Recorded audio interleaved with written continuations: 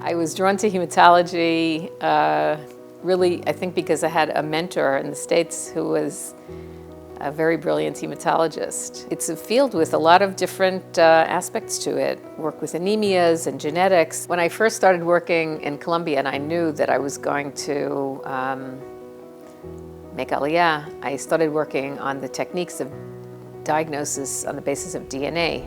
The month before I made Aliyah, there was a discovery which won the Nobel Prize eventually, which was the discovery of the reaction of something called PCR, which now everybody probably has heard of because it's how they diagnose coronavirus. I was actually the first person in Israel to do PCR because I was working on this gene, the globin gene. In any case, I did this genetic research, which was very interesting, and actually for the time it was really top of the line. It was cutting edge. Nobody had done it before.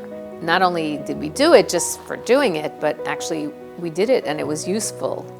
It's used to this day in the diagnosis of the patients and in doing prenatal diagnosis of children who might be born with serious hematological diseases. The truth is, in those days, it was very difficult. We didn't have all the materials, the primers, the enzymes. I had to do a lot of troubleshooting, and it took quite a bit of, I have to admit, stubbornness. I feel like that was one of the contributions that I made to Israel, and perhaps related to my work in that field. Starting 2006, I was discovered by the editor of the British Journal of Hematology in 2006 and invited to be on the editorial staff of the journal, which I've done since then. At the time that I was invited to join the editorial staff of the journal, I was the only non-United Kingdom member of the board, which is really it's a great honor, first of all. I think teaching is really an impetus to really keep up to date, and it makes it more interesting. And the students also, every year, they ask smarter questions, which is very gratifying. And even better is that now I've gotten to the age where the students who I taught are now professionals, and some of them actually call me and ask me questions, and they say they remember my lectures. Aliyah was something I really grew up with because my mother's family, who fled Germany, some came to Israel in the 30s. So we always had family here, and we stayed in very close contact, which is hard to do then because there were no telephones and so on. When I met my husband, it really became clear that we were going to make Aliyah because my husband was an ardent Zionist.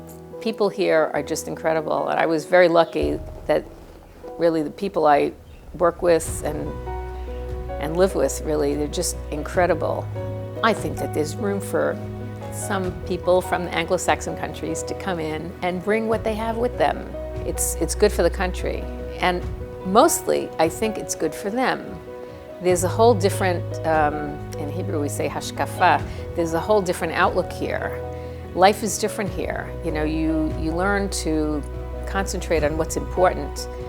You have a perspective on life, and family is important, friends are important, lifestyle is important. There's a whole different spectrum of priorities here in this country. And I think it's a really phenomenal place to raise your kids for that reason. I look at my kids, and my kids grew up so much more mature here, learned to be more independent. They were much less materialistic. They learned the value of society and friends and being part of a group. So you feel you can you're part of the anthill, you know? You feel like I can make an impact here.